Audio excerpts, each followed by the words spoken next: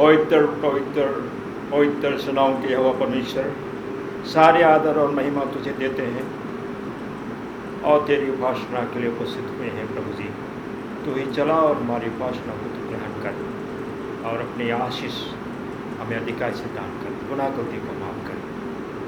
मांगते हैं तेरे बेटे यीशु के नाम में, आमीन।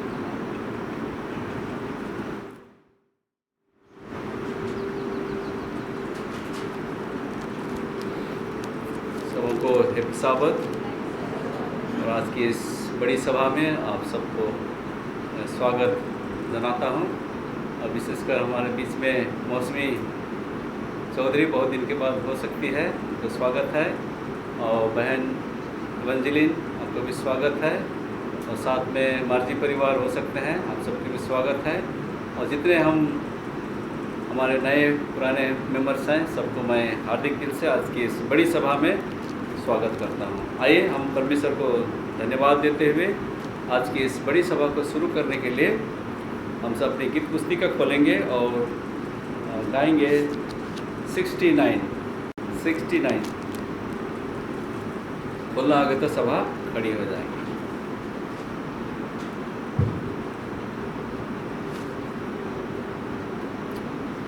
यीशु पर भरोसा रखें।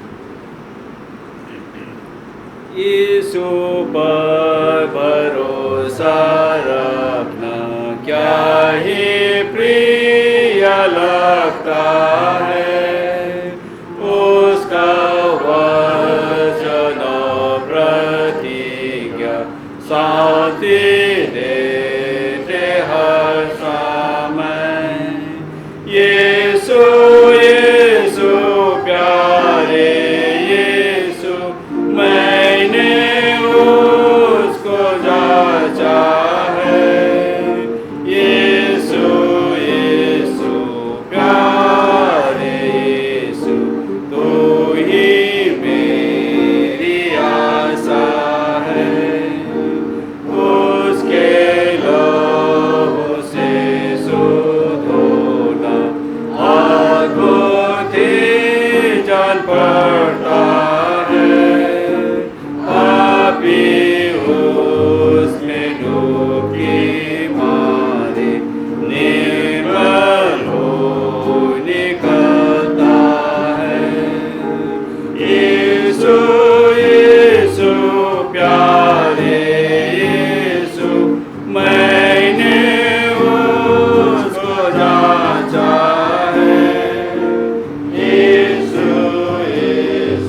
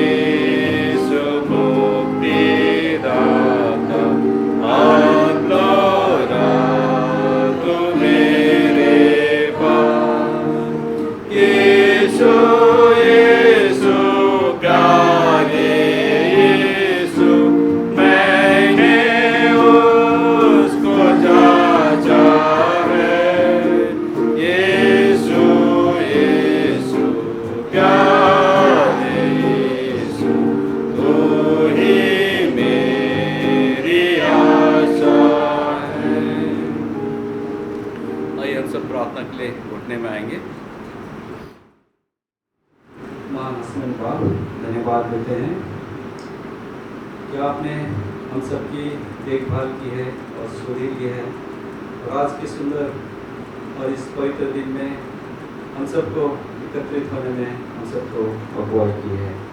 धन्यवाद देते हैं आपके तमाम आशीष जो आपने हम सबके प्रत्येक के जीवन में वो आशीष प्रदान किए हैं, जिस कारण से हम सब भले संगे स्वस्थ पूर्वक आपके सम्मुख हो सकते हैं। समय हमारे जीवन में हर एक प्रकार की परेशानी है, तकलीफ है, तो हर एक परेशानी और तकलीफ को तो जानता है, उसके अनुसार से हम सबकी तो सुधी दे और होने दे कि हम आपके विश्वास में दिन प्रतिदिन हम बढ़ सके। तरह से तो हम इसे प्रत्येक को आशीर्वाद कर इसी तरह से प्रार्थना करते हैं, जो बीमार में है, दुख में है, तकलीफ में है, उनकी विशेष सुधी दे।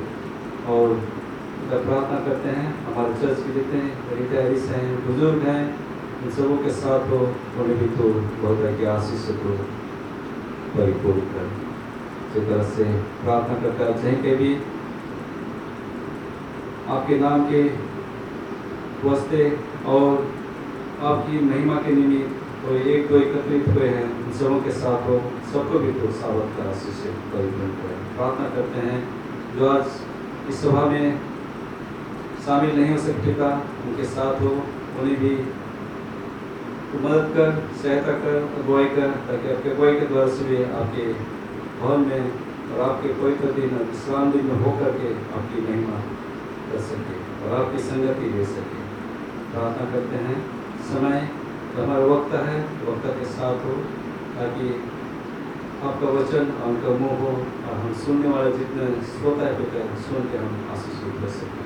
हम इस सभा का भार आपके हाथ में सौंपते हुए इस छोटी व्यक्ति मसीह के नाम से मांगते हैं, सुनत करें।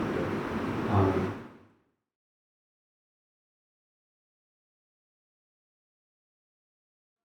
लिख दिए और बड़े सवेरे उठकर पर्वत के नीचे एक वेदी और इस्राएल के 12 गोत्र के अनुसार 12 खंभे पे बनवाए। जब ये उनकी प्रतिज्ञा हो रही थी तब वो साफ तमाम बातें यहोवा के वचन, सब वचन किसने लिखे? यहोवा ने लिखे, मूसा ने लिखे।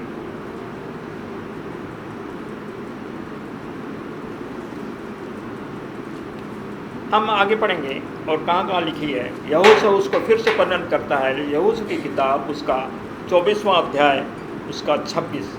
यहोशू की किताब 24वां अध्याय उसका 26, 24 उसका 26। यह सारा वृत्तांत यहोवा से ने परमेश्वर की व्यवस्था के पुस्तक में लिख दिया। यह सारा वृत्तांत यहोवा से ने परमेश्वर की व्यवस्था में लिख दिया और एक बड़ा पत्थर चुनकर वहाँ उस बाज वृक्ष के तले खड़ा किया जो यहोवा के पवित्र स्थान में था।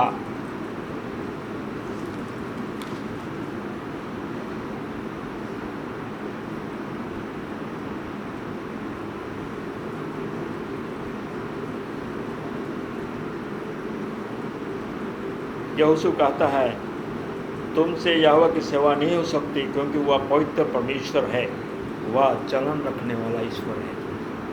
परमेश्वर कैसा है? चलन रखने वाला परमेश्वर है। परमेश्वर जो कहता है हम उसको ना इधर ना उधर, ना एक बिंदु इधर ना उधर कर सकते हैं कि परमेश्वर ने वो बातें लिख के, परमेश्वर ने मूसा को लिखित रूप से हमारे सामने वो पेश की गई, दी गई। यिर्मयाह उसको इस तरह से प्रकट करता है। यिर्मयाह की किताब उसका 30 उसका 2, यिर्मयाह 30 उसका 2। यहोवा का जो वचन यिर्मयाह के पास पहुंचा हुआ यह है, इस्राएल का परमेश्वर यहोवा तुझसे यूँ कहता है कि जो वचन मैंने तुझसे कहे उन सबों को पुस्तक में लिख ले। जो वचन मैंने तुझसे कहे उन सबों को पुस्तक में लिख ले। केवल कही हुई वचन नहीं है, मगर वो वचन लिखित रूप से हमें है। और ये हमारा धर्मशास्त्र, जो ये कोई ऐसी यूं कहानी गढ़ी हुई नहीं है, पर परमेश्वर यहोवा परमेश्वर अपने भक्तों को अगुवाई की और वो उसको लिखते गए। प्रकाशित वाक्य 1 उसका 11 और 19 में यूहन्ना किस तरह से उसको प्रकट करता है। प्रकाशित वाक्य 1 उसका जब यूहन्ना को परमेश्वर ने उसको यूहन्ना को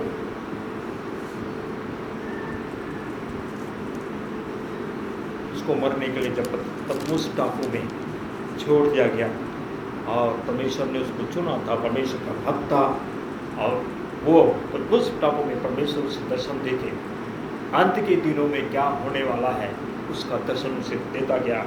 और परमेश्वर ने उसको दर्शन देते हुए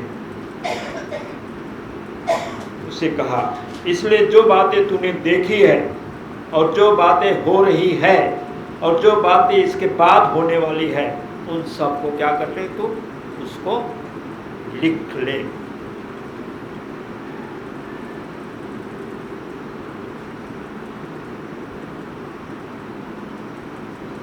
ये यूहन्ना की किताब प्रकाशित वाक्य की किताब से 1 उसका 19।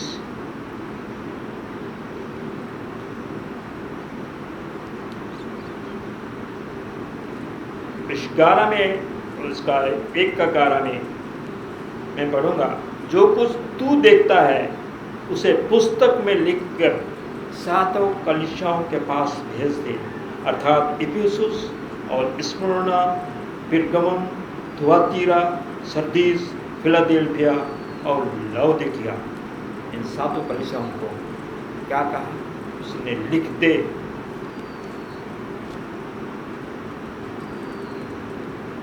ये परमेश्वर का वचन अद्भुत है और लिखित रूप से हमारे पास है, और हम उसके प्रमाण हम इस धर्मशास्त्र से पाते हैं। हम प्रकाशित वाक्य 21 उसका 5 में पढ़ेंगे। प्रकाशित वाक्य 21 उसका 5। जो सिंहासन पर बैठा था उसने कहा, देख मैं सब कुछ नया कर देता हूँ। फिर उसने कहा, लिख ले, क्योंकि ये वचन विश्वास योग्य और सत्य हैं। ये वचन कैसे हैं? विश्वास योग्य और सत्य हैं। लिख ले।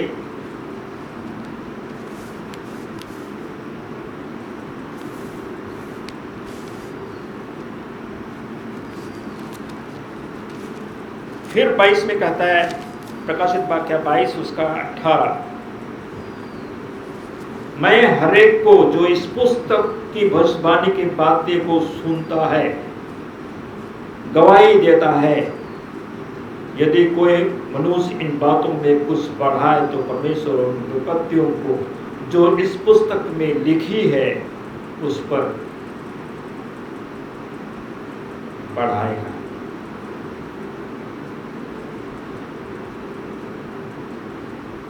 यदि कोई इस भविष्यवाणी की पुस्तक की बातों में से कुछ निकाल डाले तो परमेश्वर इस जीवन के वृक्ष और पवित्र नगर में से जिसका वर्णन इस पुस्तक में है उसका भाग क्या करेगा?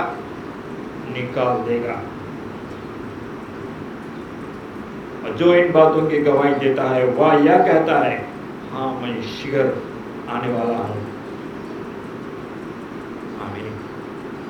हे प्रभु यीशु, यूहन्ना कहता है, हे प्रभु यीशु, आज हमें अपने हृदय से, अपने मन की गहराई से वो जबान में वो आनी चाहिए, हे प्रभु यीशु, आज हमें अपने आप को तैयार करनी है और हमें इस वचन से अपने आप को सीखना है कि हाँ परमेश्वर का वचन कितना सत्य है और अटल है।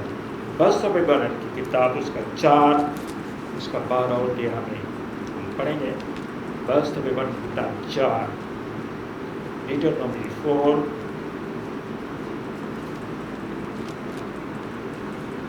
chapter 4 12 and 13 बस तो 1:4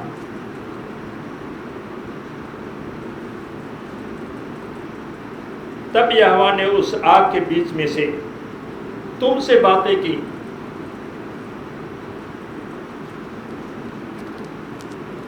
जब मूसा इनको कनान देश में प्रवेश करने वाला था मिस्र से, जब उनको लेके आ गया लाल समुद्र पार करने के बाद और ये उस बॉर्डर पे आ गया, और जब घुसने वाले थे तो मूसा उस व्यवस्था की बातों को, परमेश्वर के उन बातों को जो उसने वो विवरण करता है, व्यवस्था विवरण। और तब मूसा बताता है कि तब यहोवा ने उस आग के बीच में से तुमसे बातें की, और बातों का शब्द को तुमको सुनाई पड़ा, परंतु कोई रूप ना दिखा दिया, केवल शब्द ही शब्द सुनाई पड़ा। और उसने तुमको अपनी वाचा के 10 वचन बताकर उसके मानने की आज्ञा दी, क्योंकि उसने तुमको अपनी वाचा के 10 वचन बताकर उनको मानने की आज्ञा दी, और उन्हें पत्थर की 2 पाटियों पर लिख दिया। पट्टियों पर लिख दिया। किसने लिखा? परमेश्वर।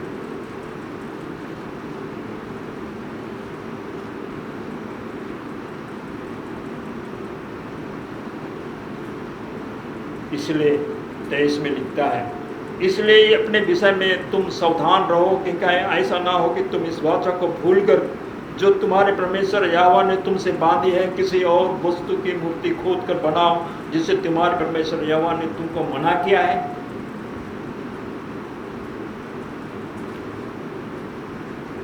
कहता है सावधान रहो, क्योंकि तुम्हारा परमेश्वर यहोवा भस्म करने वाला आग है, वह जल उठने वाला ईश्वर है, इसलिए सावधान रहो। परमेश्वर के वचन लिखे हुए हैं।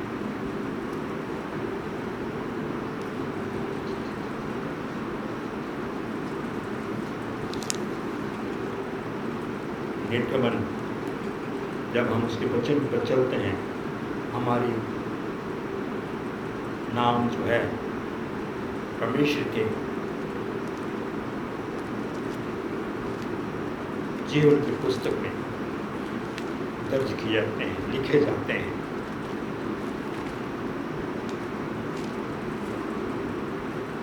निर्गमन की किताब 32 उसका 32 उसका 32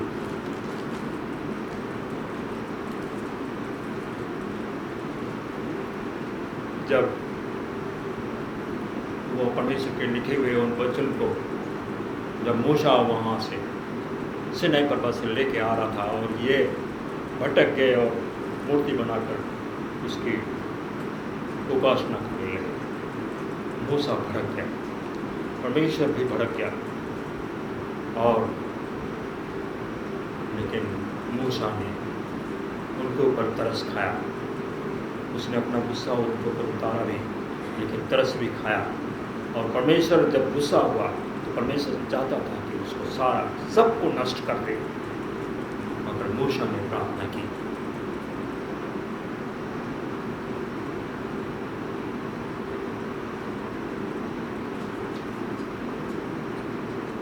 लिखा है, तब मूसा यहोवा के पास जाकर कहने लगा, हाय हाय, उन लोगों ने सोने का देवता बनाकर बड़ा ही पाप किया है, तो भी अब तू उनका पाप क्षमा कर। तो भी तू उनका पाप क्या कर? क्षमा कर। और नहीं तो अपनी लिखी हुई पुस्तक, अपनी लिखी हुई पुस्तक, जीवन की पुस्तक में से मेरे नाम को क्या करे? काट दे।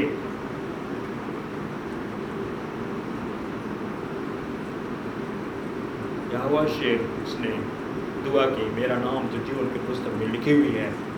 तो मतलब ये प्रूव करता है कि हम जब उसके परमेश्वर के साथ चलते हैं, परमेश्वर कि उस जीवन की पुस्तक में स्वर्ग में हमारे नाम क्या होते हैं, लिखे होते हैं। और जब परमेश्वर हमसे नाराज होता है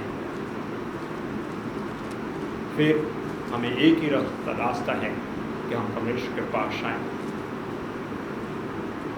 यहोवा ने मूसा से कहा, जिसने मेरे विरुद्ध पाप किया है उसी का नाम मैं अपनी पुस्तक में से काट दूंगा। अगर हम परमेश्वर के विरुद्ध पाप करते हैं तो हमारा नाम जीवन के पुस्तक में से क्या कर दिया जाएगा, काट दिया जाएगा।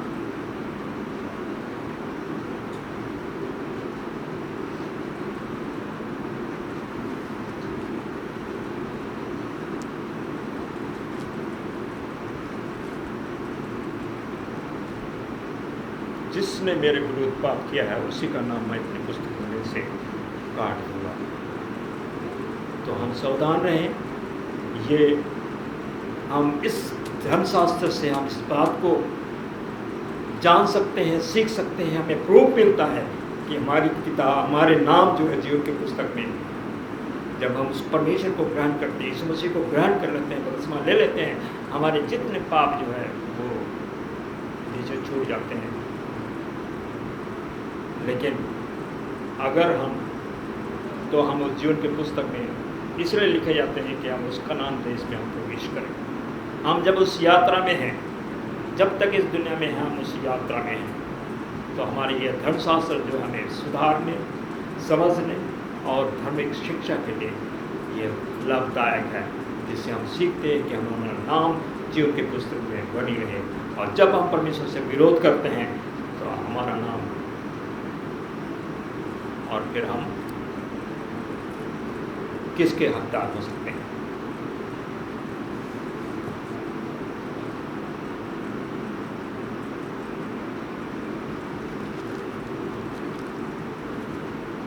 हम एक पढ़ेंगे लूका की किताब 10 उसका 20।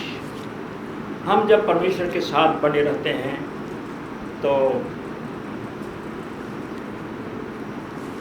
काम करते हैं, परमेश्वर के लिए काम करते हैं, तो हम कितने खुश होते हैं, आनंदित होते हैं, और हमारे मन में वो घमंड पैदा हो जाती है। घमंड पैदा हो जाती है तो हमें सावधान रहना है। लूका की किताब 10 उसका 20। लूका की किताब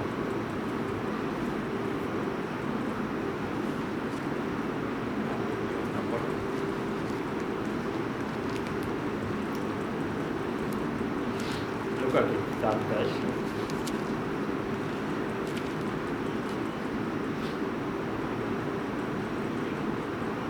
तो भी इससे आनंदित मत हो कि आत्मा तुम्हारे बस में है, परंतु इससे आनंदित रहो कि तुम्हारे नाम स्वर्ग पर लिखे हैं।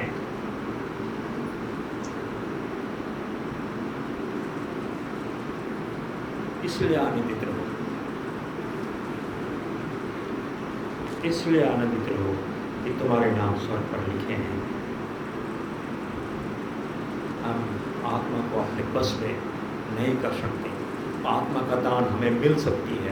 आत्मा का दान हम परमेश्वर जब मांगते हैं तो हमें मिलती है, और आत्मा के दान के जरिए से हम परमेश्वर के उस काम को जो हमें वो अधिकार देता है हम करने सकते हैं।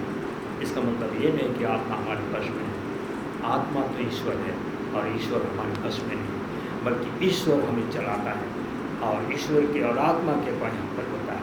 हमें उससे नम्र होना है, उसके अधीन रहना है, और उसके अनुसार हमें चलना है। हाँ, इन बातों के ऊपर हम भजन संहिता किताब 69 भजन संहिता 69 इसका 28।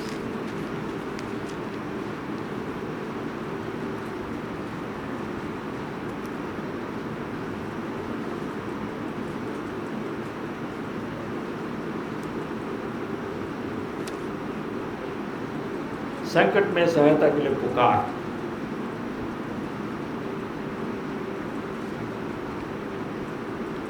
लिखा है, और उनके अधर्म पर अधर्म बढ़ा और वे धर्म की और वे तेरे धर्म की प्रार्थना करें। अगर अधर्म पे अधर्म बढ़ता जाए और वे तो फिर उसके धार्मिकता को हम प्राप्त नहीं कर सकते, और उनका नाम जीवन की पुस्तक में से काटा जाए और धर्मियों के संग लिखा ना जाए। ये दाऊद अपने गीत में इस बात को लिखता है, और दाऊद को परमेश्वर ये सत्य कह के उसको उसके प्यार को और उससे प्रूव करता है कि ये मेरे दिल के करीब वाला, ये दिल के करीब वाला व्यक्ति है। और दाऊद जो भी उसने पाप किया था, लेकिन उसने पछताया, और इस तरह से वो परमेश्वर उसको गवाही देता है कि ये मेरे दिल के करीब होता है, दिल के करीब का यह शख्स है। और वो कहता है उनका नाम जो परमेश्वर के विरुद्ध काम करते हैं, उनका नाम जीवन के पुस्तक में से काटा जाए और धर्मियों के संग लिखा ना जाए। प्रकाशित वाक्य 3 उसका 5 में दिना पढ़ें। प्रकाशित वाक्य 3।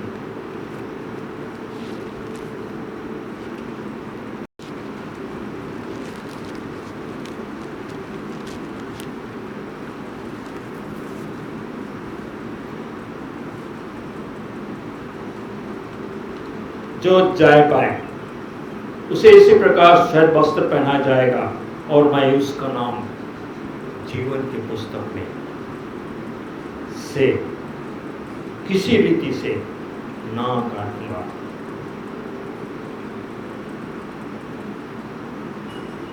कहता है इसलिए स्मरण कर कि देश की तूने एक ऐसी शिक्षा प्राप्त की और सुनी थी और उसमें बना रहा और मन फिरा।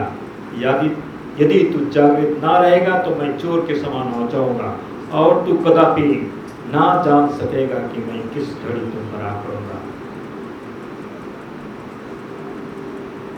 सर्दीस के लिए कहता है, पर हाँ सर्दीस मैं तेरे यहाँ कुछ ऐसे लोग हैं जिन्होंने अपने अपने वस्त्र अशुद्ध नहीं किए और श्वेत वस्त्र पहने हुए मेरे साथ घूमेंगे, क्योंकि वे इस जोग हैं।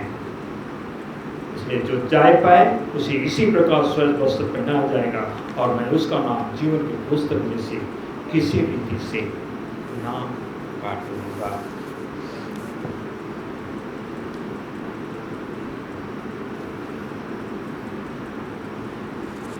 प्रकाशित वाक्य 13 उसका 8 में फिर से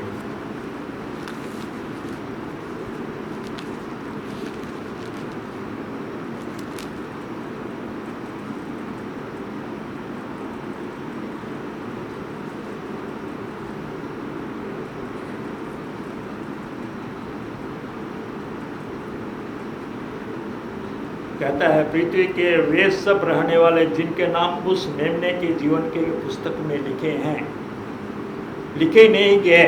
पृथ्वी के सब रहने वाले जिनके नाम उस मेमने के जीवन के पुस्तक में लिखे नहीं गए, जो जगत की उत्पत्ति के समय से घात हुआ है। जगत के उत्पत्ति के समय यीशु मसीह था। जब सृष्टि हुई तो वहाँ पे यहोवा कहता है कि आओ हम जगत की सृष्टि करें। वहाँ हम कौन थे? वो 3 थे, पिता पुत्र और पवित्र आत्मा, और पुत्र यीशु मसीह। और वो जब आदम हवा उन्होंने गुनाह किया तो उन्होंने अपने अपने अंजीर के पत्तों से को तोड़ के सी के वस्त्र बनाया और उन्होंने पहन लिया।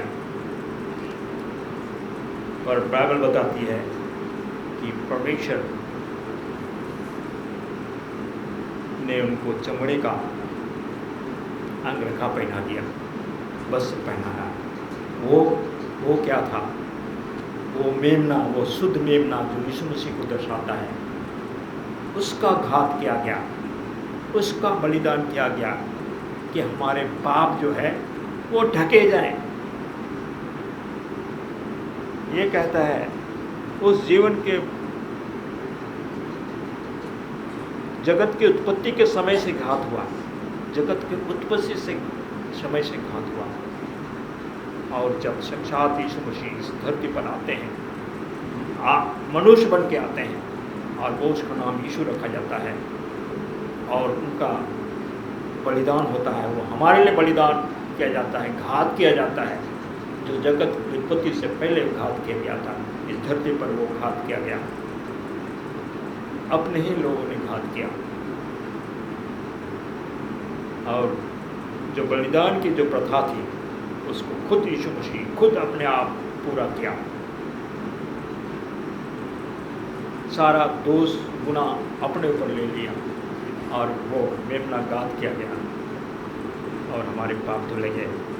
जो उत्पत्ति के समय से घात हुआ, उस लिखा है, पृथ्वी के सब रहने वाले जिनके नाम उस मेमने के जीवन की पुस्तक में लिखे नहीं गए, जो जगत की उत्पत्ति के समय से घात हुआ है, उस पशु की पूजा करेंगे। जो मेमने, जो उत्पत्ति से पहले, उत्पत्ति के समय जो घात हुआ,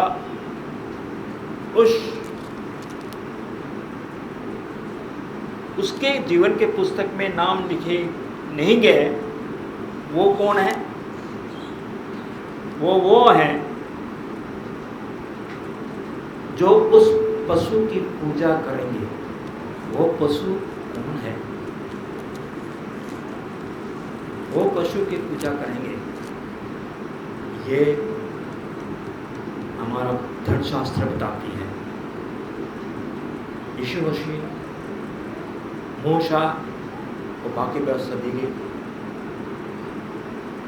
और जो परमेश्वर ने लिखित रूप से अपनी पट्टियों में अपने हाथों से, किसने? परमेश्वर यहोवा ने अपने हाथों से लिख के दूसरी बार पुनः लिख के दिया, और वो जो पवित्र संदूक जो ठहराया गया था, उसमें रखा गया। और बाकी जो आज्ञा थी, जो व्यवस्थाएं थी, जो बाकी जो व्यवस्था थी, जो वो कितने लोग थे? पहला तो था मोरल लो, जो 10 आज्ञा कहा दिया, 10 कमांडमेंट। उसके बाद जितने जो सेरेमोनियल लो थी, क्या पर्व वगैरह वगैरह बनाना, मानना, और उसके बाद वो बलिदान की विधियाँ, उसके बाद स्वास्थ्य के नियम थे, हेल्थ लो, उसके बाद था सिविल लो। ये मोरल लो 10 आज्ञा के बाद जो बाकी जो आज्ञा थी, उसको आरंभ मूसा ने लिखा, और वो सारी व्यवस्था जो रोल करके, पहले तो किताबें इस तरह से लिखी जाती थी, रोल करके उस संदूक के लिए जो स्पेशल संदूक जो बनाया गया था, जो मूसा को यहोवा ने दर्शन दे के बनाया, जो स्वर्ग में वो जो मंदिर है, उसका नमूना मूसा को दिया गया, और मूसा को दिया गया, और उसने तंबू में उसका ढांचा बनाया, और वो मंदिर जो उसका जो असली मंदिर जो था, वो घर के रूप में वो सुलेमान ने इस धरती में बनाया था। और मूसा तो उनको, इस्राएल लोगों को उस टेंट के अंदर, टेंट के द्वारा वो करके, वे जब तक अपनी यात्रा में थे वो उसको लेके चलते रहे। और वो जो संदूक था, उसके बगल में बाकी व्यवस्था रखी होती थी, और उसके अंदर जो 10 आज्ञा पट्टियाँ रखी होती थी, और उसके ऊपर 2 स्वर्गदूत उसके पंख जुड़े हुए थे।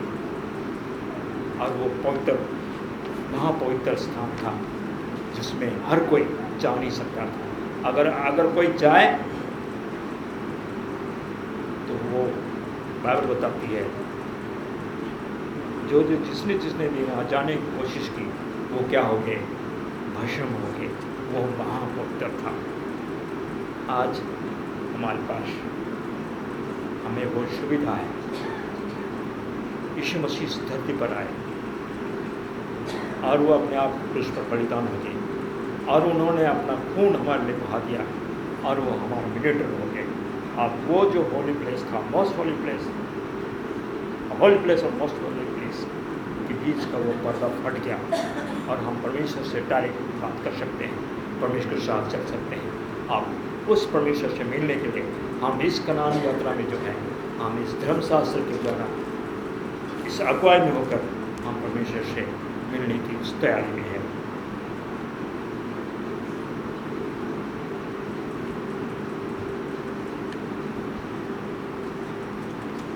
प्रकाशित वाक्य 17 उसका 8, प्रकाशित वाक्य 17 उसका 8।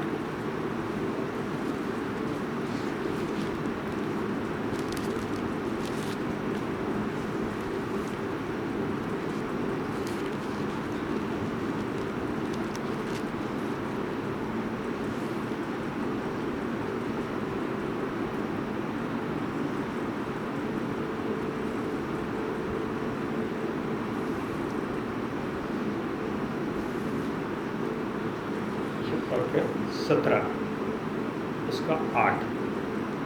जो पशु तुमने देखा है वह पहले तो था पर अब नहीं है, और अथाह कुंड से निकलकर विनाश में पड़ेगा, और पृथ्वी के रहने वाले जिनके नाम जगत की ज्योति उत्पत्ति के समय से जीवन के पुस्तक में लिखे नहीं गए, वे उस पशु की यह दशा देखकर कि पहले था और अब नहीं फिर आ जाएगा अचंभा करेंगे। ये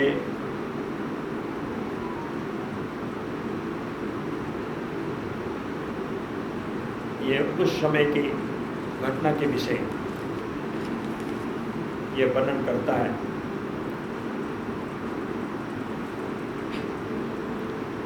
ये पशु किसको दर्शाता है? ये पशु उस कोप को दर्शाता है जिसने परमेश्वर की उस 10 आज्ञा में से चौथी आज्ञा को क्या किया? बदल दिया। बाइबल हमने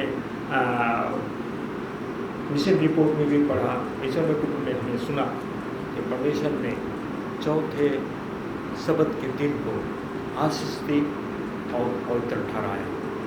जब सृष्टि आरंभ हुई और 7वें दिन परमेश्वर अपना काम खत्म करता है और उसमें रेस्ट करता है और उसको आशीष दिया और पवित्र ठहराया, और उसको फिर से मूसा के द्वारा लिखित रूप से उसने दिया, और वो चौथी आज्ञा में उसका वर्णन करता है। मेरे पवित्र विश्राम दिन स्मरण रख। इंग्लिश में कहता है रिमेंबर द सबत डे। ये परमेश्वर के वचन क्या है? लिखे हुए हैं। बाकी व्यवस्थाएं जो हैं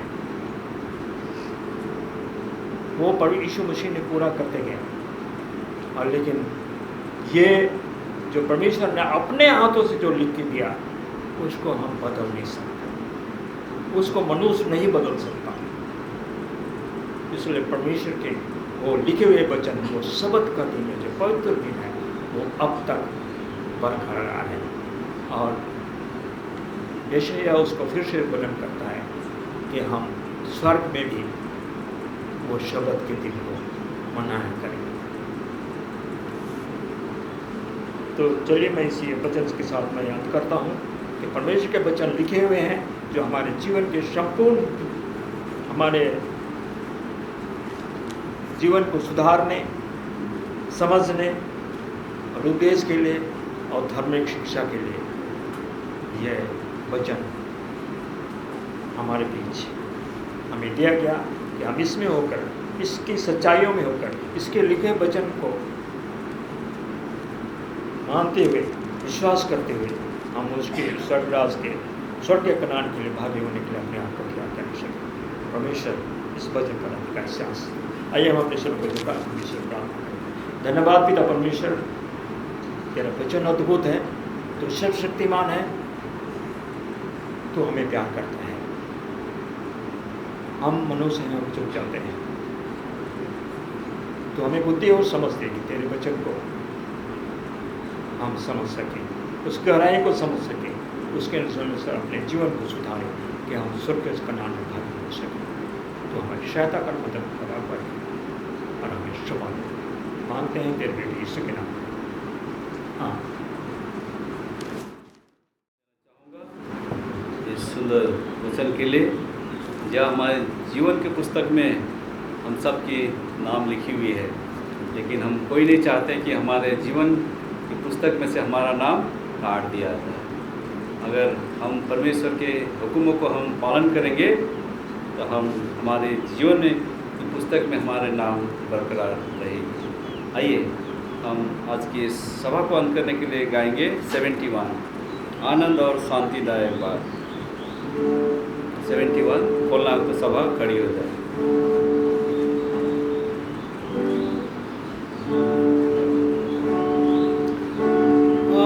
आनंद शांतिदायक बात कि यीशु लिए मेरा हाथ, हर काम हर जगह हर समय को यात्री को ले जाता है, ले जाता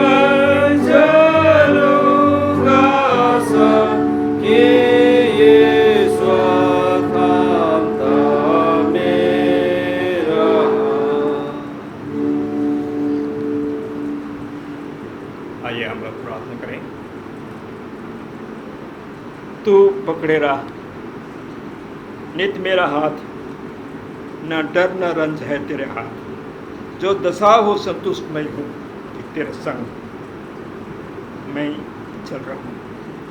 और मेरा काम जब पूरा हो, जब छोड़ूंगा इस जगत को, कि तू ले चलता है मुझे, मैं ना डरूंगा मृत्यु से। धन्यवाद पिता परमेश्वर वचन के लिए। तो हमें थामे रहा कि हम तुझमें बने रहें और नित चलते रहें और स्वर्ग राज के लिए अपने आप को तैयार कर सकें। इस वचन के द्वारा सहायता कर और वचन के द्वारा रोज रोज तो हमारी अगुवाई कर, हमें तंदुरुस्त कर, हमें संभालना और शैतानी हर हमले से बचा, गुनाह गलती को माफ कर। धन्यवाद करते हैं तमाम आशीषों के लिए और बाकी जीवन हम अपनों को अपने तमाम विश्वासियों को तेरे हाथ में सौंप देते हैं और धन्यवाद करते हैं इस सबद के दिन जहाँ तो हमें एक साथ उपस्थित करके तेरे वचन को सुनने सीखने का और तेरी उपासना करने का और आनंद में शामिल होने का भागीदारी बनाता है। धन्यवाद करते हैं को इस आशीष के हमारे गुनाह गलती को बाकी जीवन को तेरे हाथ में सौंप देते हैं और यह सब कुछ मांगते हैं तेरे बेटे यीशु के नाम में। तो सुनो सरदार